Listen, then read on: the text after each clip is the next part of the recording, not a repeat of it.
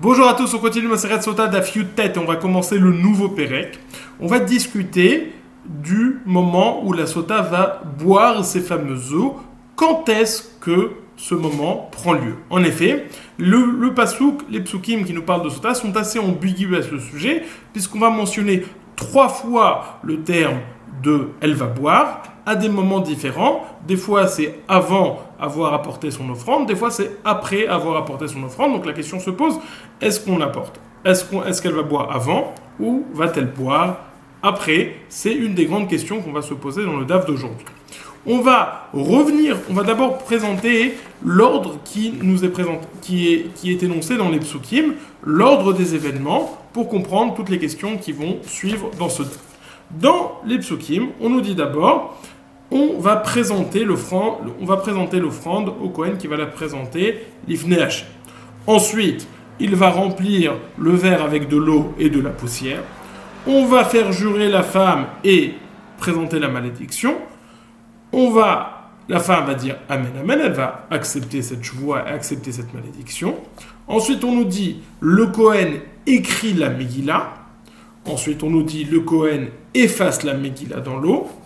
Et il la fait boire. Ensuite, on s'occupe de l'offrande de la femme de la Sota. Donc, on va faire ce qui s'appelle la tnoufa, secouer. Le Kohen, on va voir dans la Mishnah, le Kohen va mettre ses mains sous les mains de la Sota et il va aller en avant et en arrière, en haut et en bas. C'est l'étape de la tnoufa. Ensuite, le Kohen va faire la kmitza, va apporter l'offrande à côté du misbéach, puis après il va faire la kmitza et va brûler la kmitza sur le misbéach. Et ensuite le verset, donc la kmitza et la aktara. Ensuite le verset nous dit ve'achar yashka. Après, il va la faire boire. Et ensuite on nous dit ve'ishka, et elle va boire encore. Donc on a 3 occurrences du fait de boire, une avant le korban, 2 après le korban. On va donc devoir comprendre quand est-ce qu'elle boit effectivement. Il y a un autre élément qui va dépendre de cela, c'est qu'on ne va écrire la Megillah et ne l'effacer que juste avant qu'elle boive. Donc en réalité, si on dit qu'elle va boire uniquement à partir d'ici, après avoir apporté le korban, alors même l'écriture de la Megillah et le fait de l'effacer, il va être après avoir apporté le korban, juste avant qu'elle boive, pour qu'on ne reste pas dans un doute. Si elle revient si elle ne veut pas boire finalement, on va avoir écrit et effacé le nom d'Hachem en vain. Pour éviter cela, on l'écrit juste au dernier moment. Donc ça aussi, c'est une question qui va découler de ça. Nous dit la Mishnah. Je vais me prendre un verre d'eau. Nous dit donc la Mishnah. Yanotel et minchata mitor kfifa mitzrit, venotna letor klisharet. On a dit que lorsqu'ils arrivaient avec cette offrande, ils mettaient cette offrande dans un panier qui était peu onéreux et qui ne faisait pas kavod. C'était un panier qui était fait avec des branches de palmier, avec un panier fait en palmier. Donc, on prend l'offrande qui se trouve le mari prend l'offrande qui se trouve dans ce panier en palmier, cette farine, et il va le mettre dans un klisharet, dans un ustensile du Beth Amikdash qui va donner de la kedusha à cette offrande. Puis après, venotna al yada, il va rendre le klisharet avec l'offrande qu'elle apporte dans les mains de la femme. Donc la femme, elle a d'abord l'offrande dans un panier en palmier, le mari prend l'offrande et la met dans un klisharet, puis il va lui rendre le klisharet dans les mains. Que fait ensuite le Kohen? Fait Kohen maniach yadav mitartea ou menifa. Le Kohen va mettre ses mains en dessous des mains de la femme et il va être menif, c'est-à-dire qu'ils vont secouer l'offrande, molir ou mevi, en avant et en arrière, les mala, les mata, en haut et en bas. Hayamashke, enif veigish vekamat veiktir veashar neechal la kohanim. C'est quoi? Quel est le seder de la mincha? On secoue avant, arrière, en haut, en bas. Veigish, on présente au misbéach dans le coin sud-ouest du misbéach qui fait face à l'ouverture du Echal. Vekamat, on fait la kmitza, le Kohen prélève une partie, il va l'amener sur le misbéach, iktir, il la met dans un autre klisharet, il l'amène sur le misbéach, iktir, il le brûle, veachar nechal les kohanim, et ce qui reste de l'offrande est permis aux kohanim. Ça c'est le seder des menachot. Bon, maintenant quand est-ce qu'elle boit? Haya mashke v'achar makriv et minchata, haya mashke v'achar makriv et minchata. D'abord, elle boit. Donc, selon les versets, c'est-à-dire d'abord elle boit, et uniquement par la suite, elle apporte son offrande. Ça, c'est l'opinion de Tanakama de Rabbanan. Rabbi Shimon Omer, Makriv et Minchata, Ve'achar kach mashke. Rabbi Shimon nous dit, d'abord elle apporte son offrande, et puis uniquement après, Ve'achar yashke, uniquement après, elle va boire. Ve'achar kach mashke, chez Neymar, Ve'achar yashke, comme le verset nous dit, uniquement après elle va boire.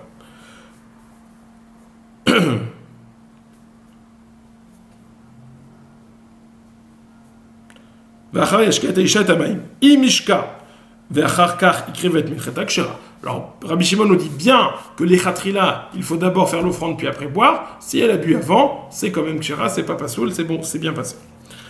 Ok, donc ça c'est ce qui a été dit dans la Mishnah. On a d'abord mentionné le din de Tnufa, puis après on est rentré, on a fait tout le seder de Menachot, et on a le seder du Menachot.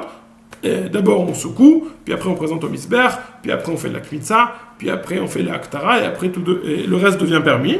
Et ensuite on a vu la marloquette entre Rabbanan et Rabbi Shimon. Est-ce qu'elle boit avant le korban ou elle boit après le korban? Rabbanan nous dit elle boit avant le korban, comme selon la première occurrence du terme Vishka. Rabbi Shimon nous dit non, elle boit après le korban, puisque c'est écrit après elle boira. Elle boira. Et il nous dit malgré tout, Bediavad, si elle a bu d'abord, c'est pas grave. Amar, les Rabbi Elazar, les Rabbi Yoshia de Dare. Rabbi Elazar a dit à Rabbi Yoshia de Dare. C'est-à-dire, Rabbi Yoshia, qui était de sa génération, qui avait son âge, parce qu'il y en avait un qui était beaucoup plus âgé, mais parlait à celui de sa génération. Ad de mefarash tale lehamilta. Ne t'assois pas sur tes pieds jusqu'à ce que tu m'expliques cette chose-là. D'où savons-nous que la minchat sota, que l'offrande que la sota apporte, a besoin d'être d'une tnufa, c'est-à-dire d'être secouée? Il s'est étonné de la question, c'est écrit mes fourrages dans le pasouk. C'est écrit qu'il allait la secouer. Il dit oui. Vehenif ktiv ba. Il dit oui, ma question c'est pas d'où sait-on qu'on doit la secouer, c'est d'où sait-on que les propriétaires et les balim, c'est-à-dire la femme, doivent aussi secouer. Puisque le verset nous dit, le verset qui parle de ça nous dit,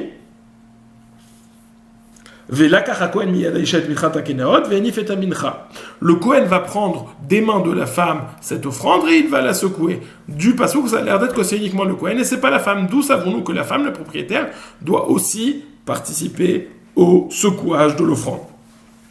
Alors on nous dit, on apprend ça du shlamim. Dans le shlamim, le korban shlamim, il y a aussi un processus où on va venir secouer le chazeveshok et les mourim, et la hanche et la poitrine et certaines parties de l'animal, on va devoir les secouer.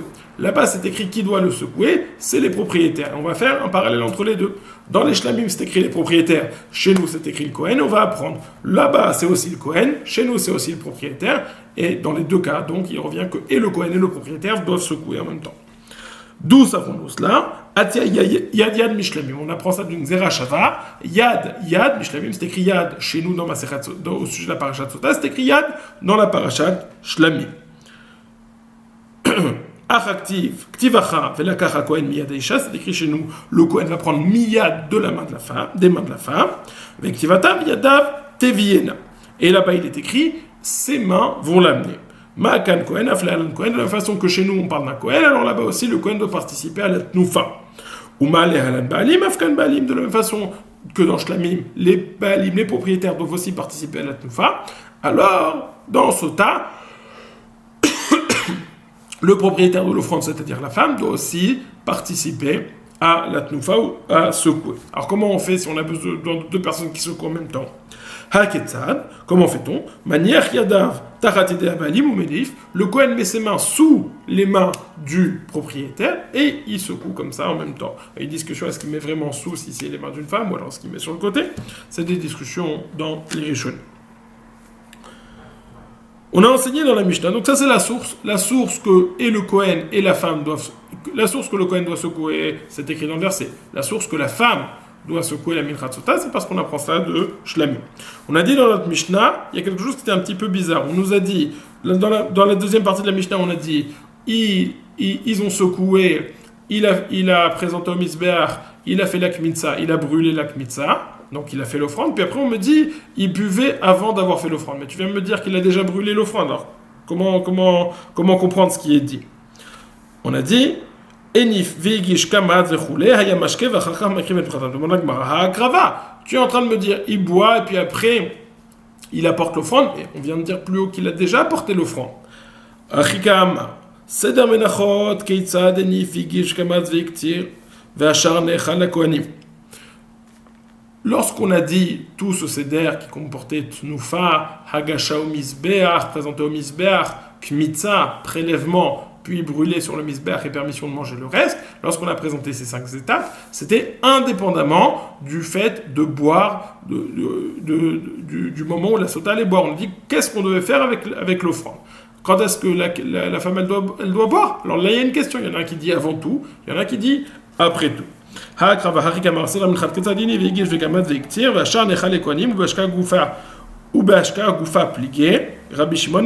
sujet de quand est-ce qu'elle doit boire, il y a Rabbi Shimon et Rabbanan. Des Rabbanan savent Rabbanan il pense que d'abord elle boit et puis après elle apporte son offrande.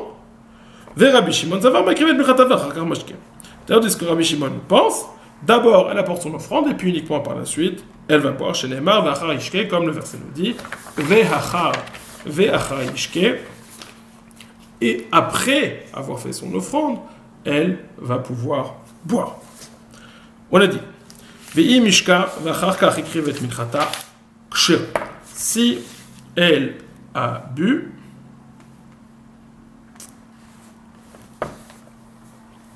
et après et uniquement par la suite elle a apporté son offrande, Rabbi Shimon nous dit malgré tout c'est bien. C'est vrai que normalement il faut faire de l'offrande puis après boire, et si elle a fait l'inverse, c'est quand même kasher, c'est très bien, elle ne doit pas recommencer, il n'y a pas de problème. Alors Tanu Rabbanan Veishka matalmud lomar ve'alo kvar ne'emar ve'hishka she'ini mchereka megillah ve'omeret eini shota me'aririn ota u'mashkin ota be'al kocha divrei Rabbi Akiva. Rabbi Shimon omer ve'achar yashke matalmud lomar ve'alo kvar ne'emar ve'hishka. Et là, אחר כל המעשים כולם אמורים למעלה, מגיד 3 דברים מעכבים בה, עד שלא קרבה קומץ, עד שלא נמחקה מגילה, ועד שלא תקבל עליה שבוע. Et si on va rentrer dans la question, qu'est-ce qu'on fait de ces 3 mots de Veishka, Ve'achar Yashke, Veishka? Pourquoi est-ce qu'on a besoin de 3 mots, et de 3 injonctions, et qu'est-ce qu'on va apprendre de cette répétition à divers endroits, à des moments différents? Alors tout d'abord, ici on va parler de la chita de Rabbi Akiva et de Rabbi Shimon. Rabbi Akiva et Rabbi Shimon sont tous d'accord que d'abord elle fait le korban, et puis uniquement par la suite, Vachar Ishka, uniquement par la suite elle doit boire. Donc ils pensent que ce mot-là, pas le mot de Vachar Ishka, mais le mot de Veishka, c'est celui qui nous dit qu'elle doit boire après. Donc nous dit la Gemara, Tanu Rabbanan Veishka, Matalmud lomar, v'alo kvar ne'emar Veishka. Pourquoi est-ce que j'ai besoin de dire Veishka au début, puisque j'ai déjà dit Veishka à la fin, et c'est pour me dire qu'elle doit boire à la fin? Réponse de la Gemara, Melamed, she'im nimcheka megillah ve'omeret eni shota, me'arerin ota, ou mashkin ota, be'al kocha divrei Rabbi Akiva. C'est pour nous enseigner que de façon générale, normalement, si la femme elle dit, ça y est, je veux pas boire, et eni shota, on lui dit très bien, vous n'avez pas à boire, vous pouvez rentrer chez vous, enfin pas chez vous, puisque vous restez interdite à votre mari, mais vous pouvez sortir du Beth Amikdash, tout va bien. Maintenant, si on a déjà effacé la Megillah à cause d'elle, on a déjà écrit la Megillah et effacé la Megillah, alors on lui dit non, tu peux plus revenir sur ce que tu as dit, tu es obligé de boire. C'est pour ça que j'ai besoin de dire le premier Veishka, me dire, à partir du moment où j'ai écrit la Megillah et que je l'ai effacée, tu es obligé de boire, madame. Et donc, même si elle dit Eini Rotsa, Eini Shota, on met à Ririnota ou Mashkinota Baal Kocha, on la fait boire contre son gré d'Ivri Rabbi Akiva, c'est la chita de Rabbi Akiva. Donc c'est ça ce qu'on fait du premier mot, Veishka, selon Rabbi Akiva. Rabbi Shimon, il va répondre à une autre question. Qu'est-ce qu'on fait de ces 2 drachot à la fin? Pourquoi est-ce j'ai besoin de 2 mots à la fin? Rabbi Shimon Omer, V'achar Yashke matalmud lomar, v'alo kvar ne'emar Veishka. Pourquoi est-ce que j'ai besoin de me dire V'achar Yashke? J'ai déjà dit qu'elle boit après. Veishka, et là, le'achar kol ha'ma'asim kulam ha'amura lemala. Cela vient me dire que l'eau doit être faite, c'est-à-dire qu'elle ne doit boire cette eau précisément après. Ça doit être ça doit être après. Ve'achar, il y a une précision que ça doit être après, et si c'est avant, c'est pas bon. C'est quoi après trois choses? Après tout ce qui a été dit avant. Donc après les korbanot, après le fait d'avoir effacé l'eau, effacer la Megillah, et après la Shvoua, le fait qu'elle ait reçu la Shvoua. C'est ce qu'il nous dit. Achar kol ha'ma'asin kula, les malins. Magid shlosha dvarim me'akvin ba. Il y a trois choses qui fait qu'elle ne peut pas boire. Quelles sont ces trois choses? Ad shelo karava kometz, tant qu'on n'a pas apporté le kometz sur le misbeach, eh ben, elle peut pas boire elle peut pas boire. Ad shelo nimcheka Megillah, tant que la Megillah n'a pas été effacée, elle ne peut pas boire. La Gemara va demander, c'est évident, puisqu'on n'a pas effacé la Megillah, alors qu'est-ce qu'elle va boire?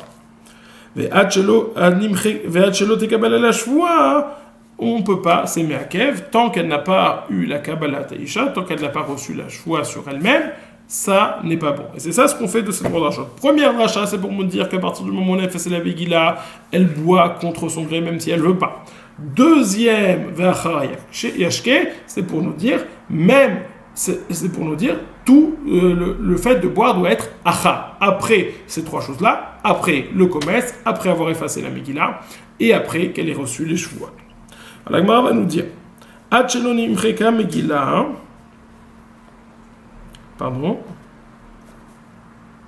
Hachelo karavek ometz, Rabbi Shimon il est amed amar makrivet michatavach mashka. Dit, je comprends. Tu me dis qu'elle ne boit qu'une fois qu'on a apporté le komet sur le misber. C'est la chita de Rabbi Shimon qui nous dit d'abord elle fait l'offrande, puis après elle boit. Ça va. Hacheloni imcheka Megillah. Et la maïmashkela. Si tu veux me dire, attention, il faut faire attention, le verset vient nous dire, tu ne bois qu'une fois que tu as effacé la Megillah. Ben évidemment, si tu ne l'as pas effacée, elle n'a rien à boire. Donc forcément, ça précède. Dit la Gemara, réponse non. L'onitzrecha, elle a les chérishou monika. Ça vient nous dire que tu dois avoir effacé complètement, même si sur la Megillah, il reste encore des traces. On voit encore les traces de l'écriture, encore un petit peu d'encre comme ça dans le creux des lettres, c'est pas bon, ça doit être parti complètement. Ça s'appelle Rishou Monika, et on nous dit Achar, après ça doit être effacé complètement, uniquement lorsque ça est effacé complètement, elle peut boire l'eau. Hachelo tekabel el hashvua, mishta idelo shatia, hamirtav kadvela, demande la Gemara, tu viens me dire qu'à partir du moment, ce n'est qu'une fois qu'elle a reçu la shvua qu'on fait. Qu'elle va pouvoir boire. Elle dit, évidemment, puisque tant qu'elle n'a pas reçu la shvoua, on n'écrit même pas Mishta Deloshat Yahakat Vela. Ça veut dire on déduit de ce que tu dis, elle ne boit pas, mais on écrit quand même. Eh ben c'est faux. Si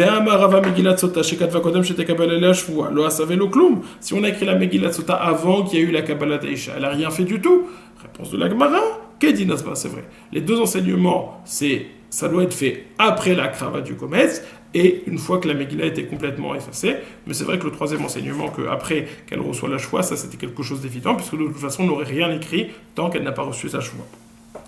Alors maintenant on va revenir sur la marloquette, ça c'était la shita, ça c'était les questions entre Rabbi Akiva et Rabbi Shimon, mais tous deux, Rabbi Akiva et Rabbi Shimon, sont d'accord qu'elle boit après le korban. Maintenant on va revenir sur la marloquette qui était présentée dans notre Mishnah entre Rabbanan et Rabbi Shimon. Rabbanan pense qu'elle boit avant de faire le korban, et Rabbi Shimon va nous dire qu'elle boit après d'avoir fait le korban. Et je vais vous dire déjà, la marloquette entre les deux, c'est quel est le mot qui est dafka, et quels sont les autres mots qui viennent en dracha. Selon Rabbanan, le premier mot, il est dafka. Si je dis en premier, c'est celui-là qui est dafka, et donc elle boit à ce moment-là. Les autres drachot, les autres mots, ce seront pour des drachot. Selon Rabbi Shimon, il va nous dire non. Le terme de ve'achar yashke, après uniquement, c'est trop précis. Ça a l'air d'être que c'est celui-là le mot qui est dafka, et les deux autres mots seront pour des drachot. C'est ça le point clé de la marloquette entre Rabbanan et Rabbi Shimon. Mais Maïka Miflik demande la Gemara, quel est le sujet de la marloquette? Là, Kraektivé a écrit 3 sukim. Veishka kama, vachayashke, veishka batra. Il y a écrit première fois Veishka, après il y a écrit vachayashke, et après il y a écrit une dernière fois Veishka. Alors qu'est-ce qu'on fait? Rabbanan savre Veishka kama les goufos. Shemashke vachachach makrivet minchata. Rabbanan il pense que le premier c'est dafka, les goufos chez Lignan, pour vous dire d'abord elle boit, et puis après on apporte son offrande. Qu'est-ce qu'on fait avec les autres? V'achar mibeili l'ercherish ou monika.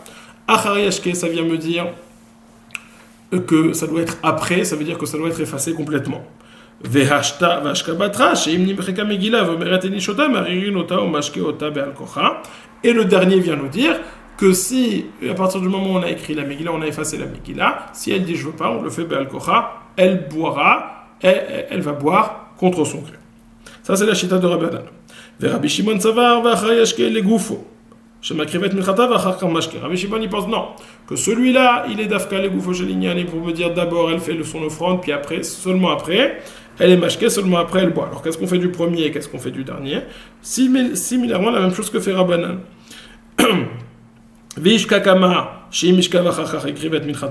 Non. Alors le premier, qu'est-ce qu'on fait? Ça vient nous dire, c'est vrai que normalement il faut faire le korban après boire, mais si tu as fait l'inverse, tu as commencé par boire et puis après tu as fait le korban, c'est pas grave, c'est kasher quand même si c'est pas l'idéal. Ça c'est ce que le premier vient nous enseigner. Et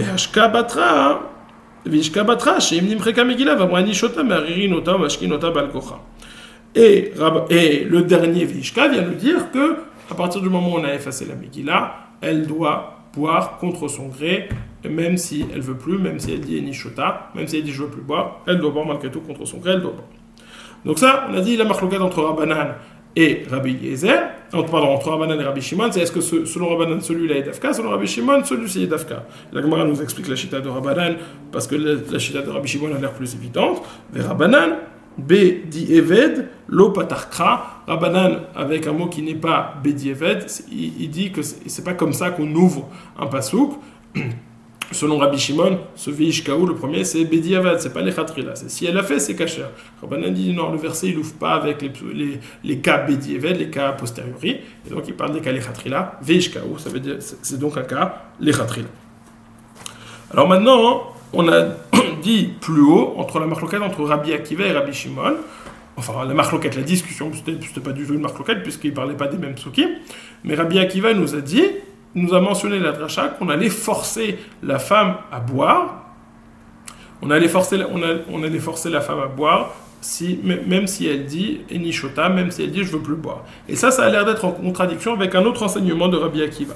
Mais ça va Rabbi Akiva, Mashkinota, Balkocha, est-ce que Rabbi Akiva il pense qu'on l'a fait boire contre son gré? Pourtant nous avons enseigné, Vataniel dans une braïta. Rabbi Yehuda Omer, Kalboshel Barzel Matilin Torpia, Shimnim Freka Megillah, Vamra Enishota, Marienota, Mashkinota, Balkocha.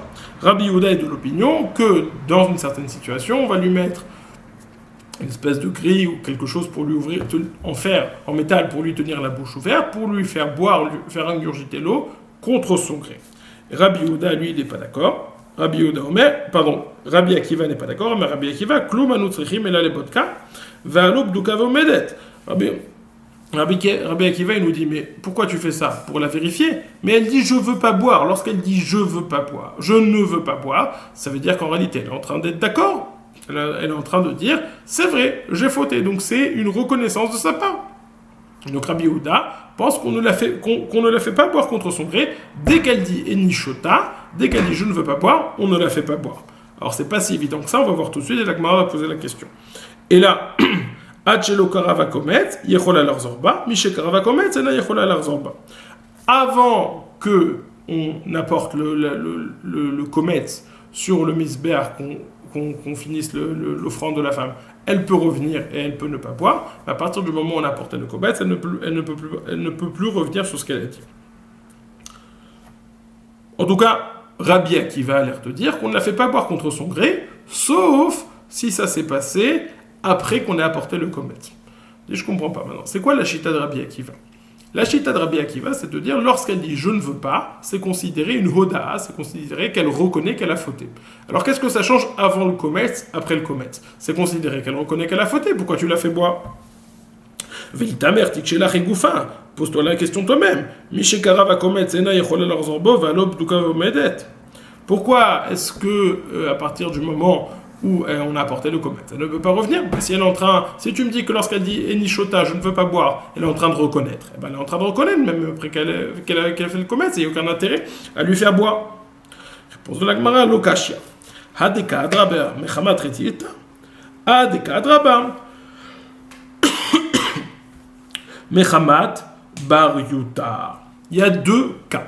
Il y a la situation nafshit de la femme, dans quelle situation elle est, lorsqu'elle dit je ne veux pas boire. Est-ce qu'elle dit, elle dit je ne veux pas boire parce qu'elle a peur, ou est-ce qu'elle dit je ne veux pas boire mais elle est très calme? Si elle est très calme et qu'elle dit malgré tout je ne veux pas boire, ça c'est sûr que c'est une reconnaissance qu'elle a fauté, et donc elle ne va pas boire ni avant le comète ni après le comète. Ça, dans tous les cas, c'est pas de ça que parle Rabbi Akiva.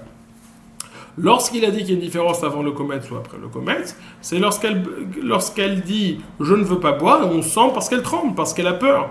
Et donc ça, c'est pas considéré comme une reconnaissance. Et donc c'est là qu'on a les dynimes. Avant le comète, elle peut revenir sur ne pas boire. Après le comète, elle ne peut pas revenir sur. Elle est obligée de boire contre son gré. Et donc ça répond à la question de Rabbi Akiva qu'on a posée à la base. On a dit Rabbi Akiva, toi tu dis qu'on la force à boire contre son gré, et d'un côté tu m'as dit qu'on ne la force absolument jamais puisque c'est toujours une reconnaissance. Il dit non. Si, c'est vrai, si elle dit je veux pas boire et qu'elle est très calme, alors c'est une reconnaissance, elle ne boit jamais contre son gré. Mais si elle dit je ne veux pas boire parce que, et on voit qu'elle a très peur, c'est-à-dire que c'est pas une reconnaissance, et donc là on a une différence avant le comète, après le comète. Et c'est ça qu'il nous a dit. Tant qu'elle est calme et qu'elle dit je ne veux pas boire, elle ne boira jamais contre son gré. Mais si on voit qu'elle a peur,